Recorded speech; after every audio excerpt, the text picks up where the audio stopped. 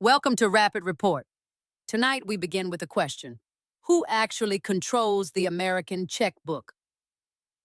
For over 200 years, the answer has been simple: Congress. But tonight, that answer might be changing. We are tracking a massive, unfolding story that reads less like a congressional report and more like a geopolitical spy thriller.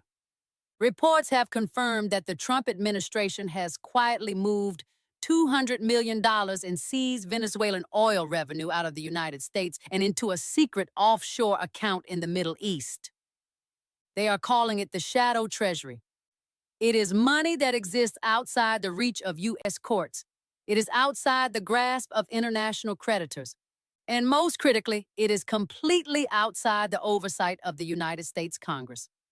This week, sparks flew in the Senate Foreign Relations Committee as Senator Jeanne Shaheen cornered Secretary of State Marco Rubio, demanding to know why American-controlled cash is sitting in a vault in Qatar.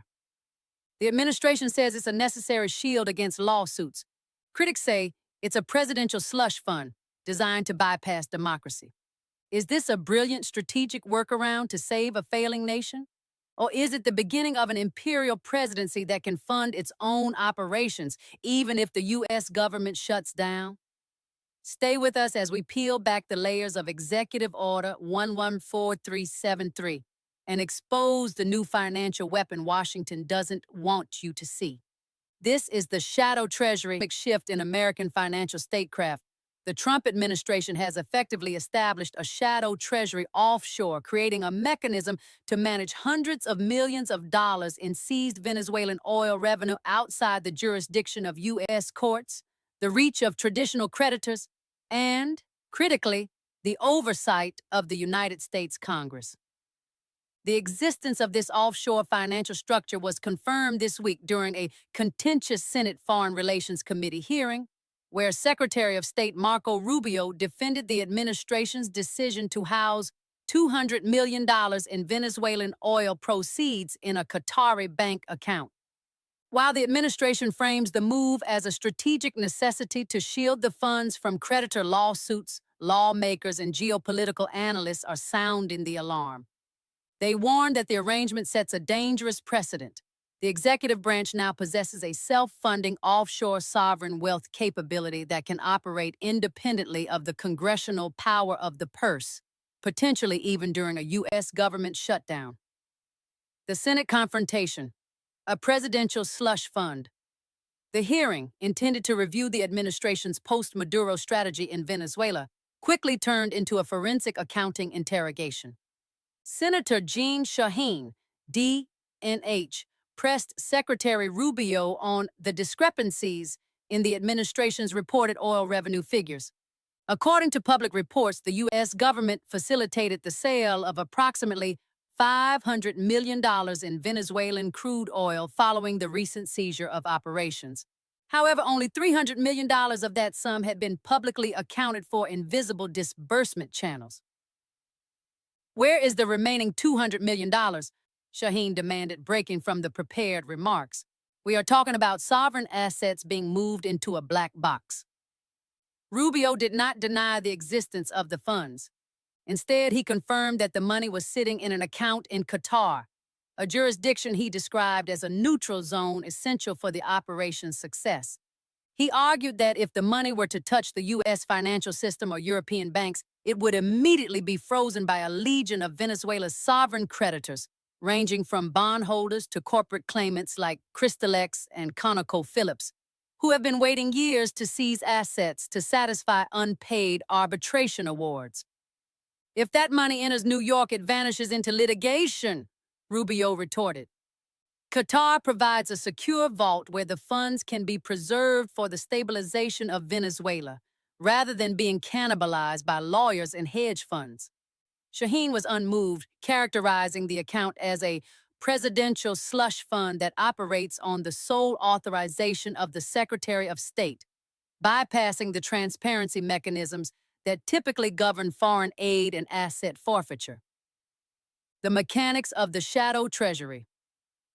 The architecture of this financial channel represents a dramatic innovation in sanctions enforcement and regime change strategy. The shadow treasury, as critics have begun to call it, relies on a three-pronged structure. 1. Offshore warehousing. By using Qatar's banking system, which has proven resilient against Western civil forfeiture writs and creditor claims, the U.S. has created a safe harbor for seized assets. This allows Washington to act as the de facto trustee of Venezuelan wealth without assuming the legal liabilities of a formal trustee. 2. Private sector injection. In a move that effectively sidelines the Venezuelan Central Bank, BCV, which remains institutionally compromised by decades of mismanagement, the administration is injecting these funds directly into private Venezuelan banks. 3. Conditional tranches. The funds are released not as a lump sum, but in conditional tranches. Each release is tied to specific political milestones, such as the purging of military leadership loyal to the old regime or the implementation of specific oil sector reforms. This structure gives Washington unprecedented granular control over the Venezuelan economy.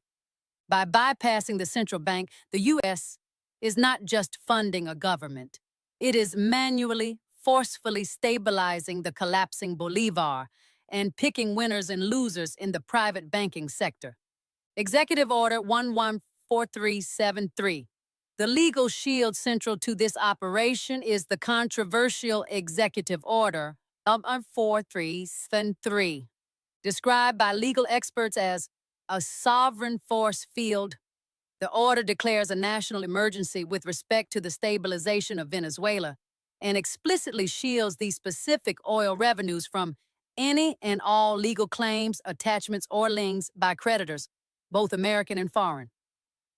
While U.S. presidents have long used the International Emergency Economic Powers Act, IEEPA, to block assets, EO 114373 goes further by effectively creating a new class of immune assets that exist in a legal limbo, belonging to Venezuela, controlled by the U.S. executive branch, and housed in the Persian Gulf.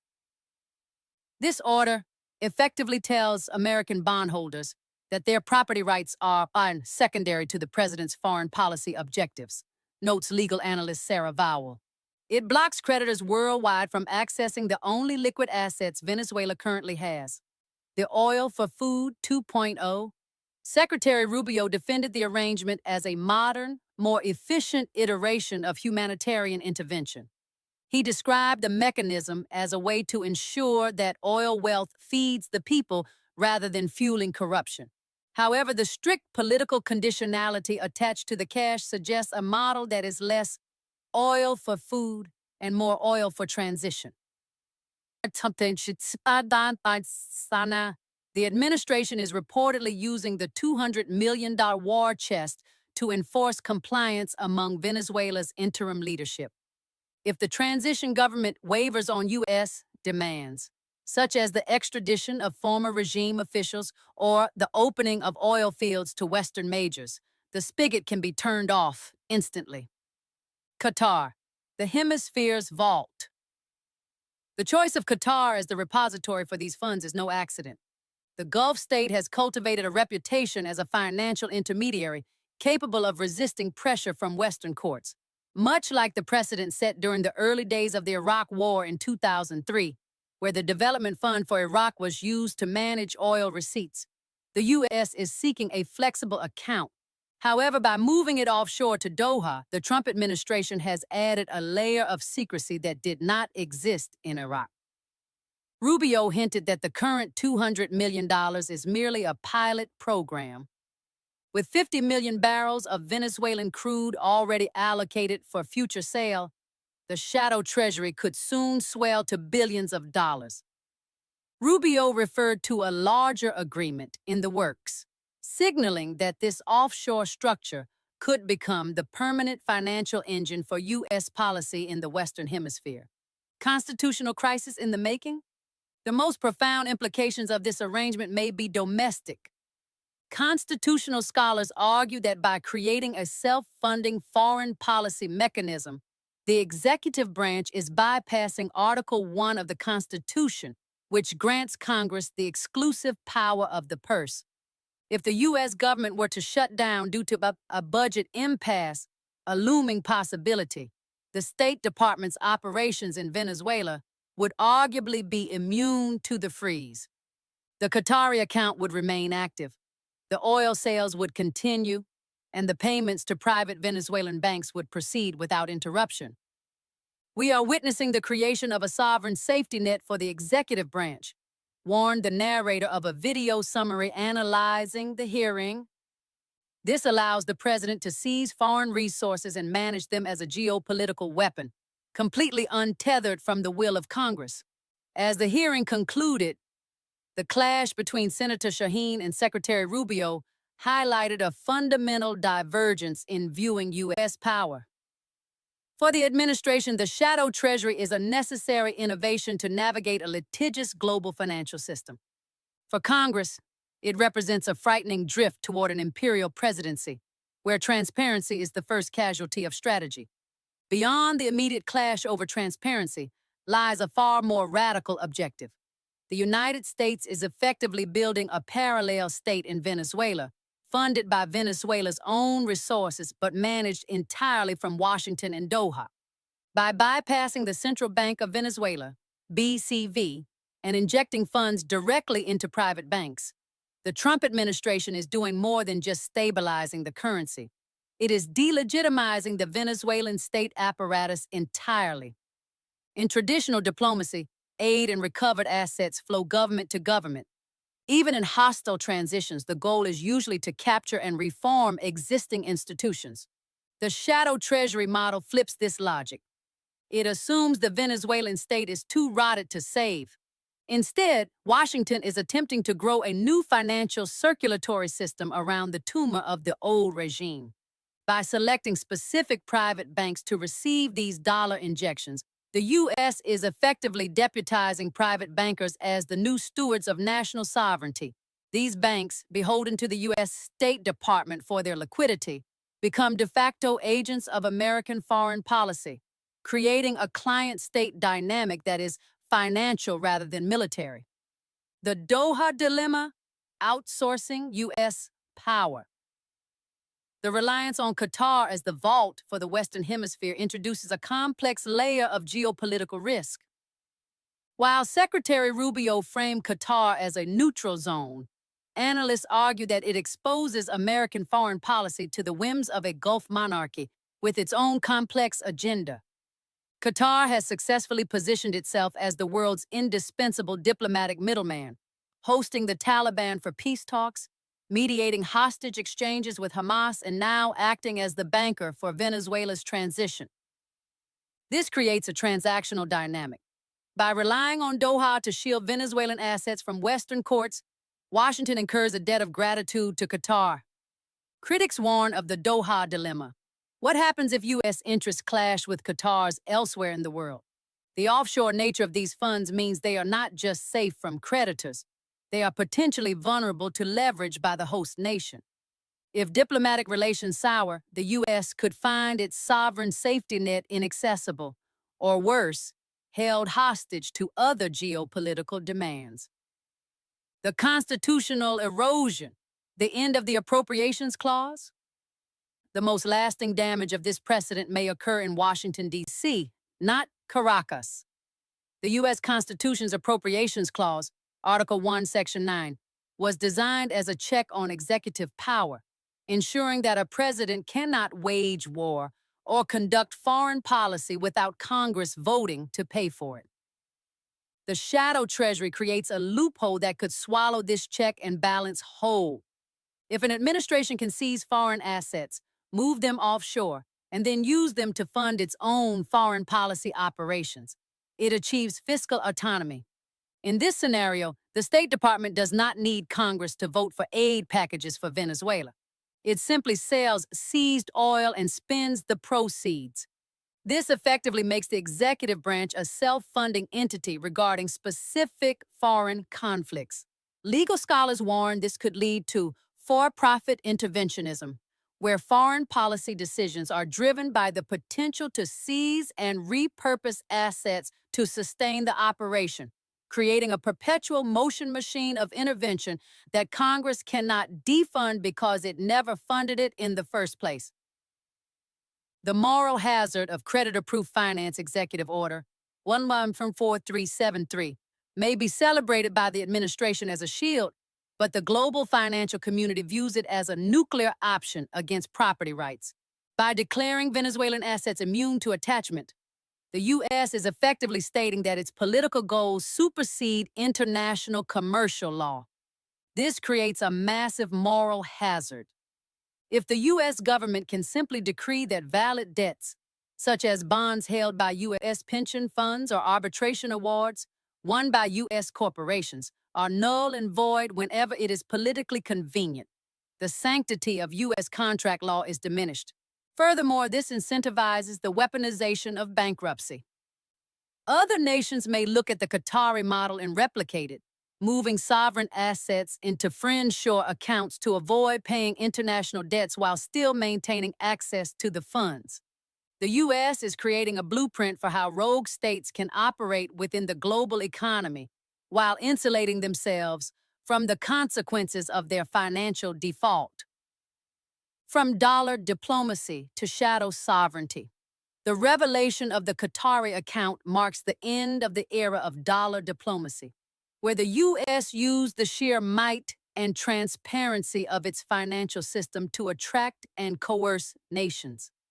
It has been replaced by shadow sovereignty, a grittier, darker strategy that mimics the opaque financial networks of the very adversaries the U.S. claims to oppose. Secretary Rubio defends the $200 million offshore fund as a necessary pragmatic workaround to a broken international legal system. But to Senator Shaheen and constitutional watchdogs, it represents the rise of an imperial presidency that operates in the shadows, creating a system where the White House is simultaneously the judge, jury, and banker of the developing world. As the threat of a government shutdown looms, the shadow treasury stands as a stark reminder. The executive branch has found a way to keep the lights on, even if it means moving the switches to the Persian Gulf. So, where does this leave us? What we are witnessing is potentially the biggest shift in American financial power since the Cold War. If the executive branch can seize foreign assets, park them in an offshore safe haven like Qatar, and spend them to reshape foreign governments without asking Congress for a single dime, we have to ask ourselves, is the power of the purse dead? This $200 million might just be the down payment on a new way of running the world, one where transparency is optional and the president acts as his own global banker. We want to know what you think. Is this a genius move to outsmart international lawyers and help Venezuela? Or is it a dangerous loophole that gives the White House too much unchecked power? Let us know in the comments below. We read every single one. And if you believe that deep investigative journalism like this matters, please do us a favor. Smash that like button, hit subscribe, and ring the notification bell so you never miss a breaking report from Rapid Report. Share this video with a friend who needs to know how the world really works. Until next time, keep your scope wide and your questions sharp.